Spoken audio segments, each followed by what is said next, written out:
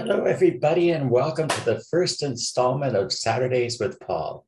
My name is Paul Goulart, and I don't know about you, but this past 2 years plus has been bizarre, don't you think?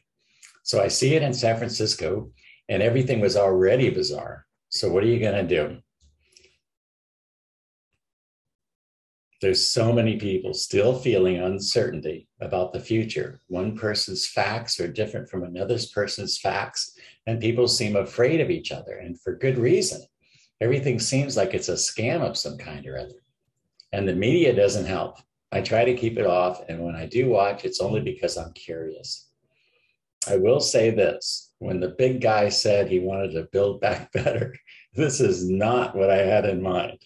So here's my idea of building back better. From now on, I identify as a master problem solver. I earn $250,000 per month and invest in causes and enjoy health, wealth, and success. Now that's a much brighter picture of the future than I think many of us are willing to imagine. But I'm telling you, we must. There is no other way. Sadly, I don't have a magic wand. I can't snap my fingers and instantly have this guy in a shitty relationship with his wife suddenly go back to the love they shared when they first met, but it's possible. I can't wave a wand and have the guy who hates his job suddenly love it, but that too is possible.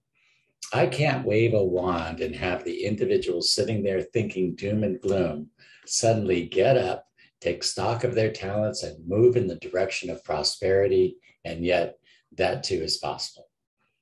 If you've watched some of my other videos, you probably have heard me talk about how abundance is your birthright and how if you can tell me what you want, I can show you how to get it. Now, these are not my ideas. These are timeless laws of the universe. But you know what people really want? People want money and they want sex. People want to make money. They want to upgrade their life. They want to grow. They don't want to be having their heads in the clouds all day, dreaming of a future that seems impossible. People are on a mission, and I know you are on a mission too. That's why I want to give you this book. All you have to do is book a call with me, and I'll buy you the Kindle version of this book. Now, why would I want to buy you a copy of this book just for booking a call with me? And also, why would you want to book a call with me? Okay, well, they kind of go hand in hand. It's because I guide heroes, and I want you to be a hero on a mission and the hero of your life, the hero of your job, the hero in your home, the hero in your company. I want that for you, and that's why I want to give you this book. Plus, we'll have an interesting conversation. Find out what you want, and then I'll show you step by step how my program can help you get it. So you and I aren't so different. In fact, people have drastically different behaviors, but in the end, we are all exactly the same. And all of us are subject to the same laws of the universe, which is what I usually talk about in these little videos. But today I want to talk to you about stories and get you to think of the part you play in these stories. And once you do that, I want you to write for yourself a story where you're the hero character. And then I want to be your guide. So in stories, just like in life, there are 4 primary characters, and each of us at one time or other have taken on the persona of each of these characters. In the book, Donald Miller talks about all 4 of these characters. The victim is the character who feels they have no way out. This isn't always due to a situation where there is no way out, although in some cases there isn't. For example, if you get run over by a bus, you are indeed a victim. Victims generally don't speak up. They assume everyone is looking out for the victim's best interest, and it is a very rude awakening when they find out that's not the case. It's happened to me, and it's probably happened to you. The villain, on the other hand, is the one who makes others feel small. Here's something to remember. It isn't always a person that's being a villain. Sometimes it's a lack of money that makes people feel small, in which case the people or institutions with the money are the villains. Eventually, the victims have had enough and they face their challenges and become heroes. They finally learn that they are a victim of their own thoughts.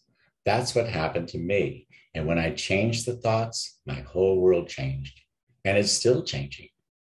Now, villains are the worst of the worst. They've accumulated so much hate and distrust that as they become stronger, they only become more ruthless. It's true, villains very rarely open their minds up enough to let people help them get rid of that persona of hate that they've been carrying around and brewing for so long. Although it's possible for people to also outgrow their villainous nature. In fact, it's a fairly simple process, and I'd love to talk with you about that. And that's another reason why I want to give you this book. I want you to read the book and discover the mission you're on, and then book a call with me, and I will guide you step by step towards you achieving that mission. It's so simple, yet so misunderstood. Now, the heroes are the people everybody loves to root for. They're not perfect by any means. In fact, they're usually scared to death on the inside, but they have this uncanny ability to face their challenges and transform things against all odds. In order for a hero to prevail, they usually come across a guide who helps point the way, someone who has likely been faced with and overcome the same or a similar challenge the hero is currently facing. We all can be doing much, much better than we're doing now, but why aren't we? Now, I found the answer to this question, and now my mission is to show people how they can be doing much, much better than they are currently doing. But why would this be my mission? Well, remember earlier when I said what most people really want are money and sex? Well, I was half kidding, but I've never been too interested in sex, and I've got plenty of money at the moment, although I wouldn't mind at all making $10 million over the next 5 years by guiding people towards their greatness using the Thinking into Results program. In fact, that's my mission. I am earning $10 million or more over the next 5 years by guiding people towards their greatness using the Thinking into Results program. Sound crazy? Well, it sounds about as crazy as accepting scarcity while living in the most abundant time in human civilization. A few years ago, I was a 62-year-old guy who had given up and I was ready to die. Today, I'm 65 and I'm a hero on a mission. What's your mission?